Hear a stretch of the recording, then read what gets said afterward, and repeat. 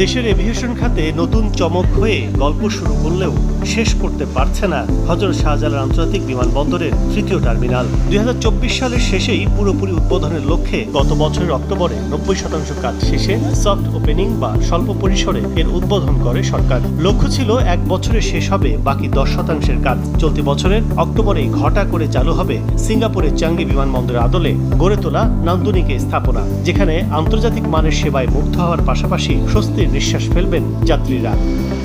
কিন্তু শেষ সময় এসে নিরাশার চাদরে ভাসছে উদ্বোধনের ঢাকঢোল। নানা সংকটে সৌন্দর্যে মোড়ানো অত্যাধুনিক এই টার্মিনাল নির্ধারিত সময়ে চালু করা সম্ভব হচ্ছে না বলে জানিয়েছেন বিমানমন্ত্রী। অর্থবরাদ্দে কোনো সমস্যা নেই। থার্ড টার্মিনাল চালু করার ব্যাপারে যে পরিকল্পনা আমাদের ছিল সেই মোতাবেক চালু করা সম্ভব হবে না, কারণ এখনো 3% কাজ যেটা বাকি আছে এগুলি মোস্টলি সমন্বয়ের কাজ।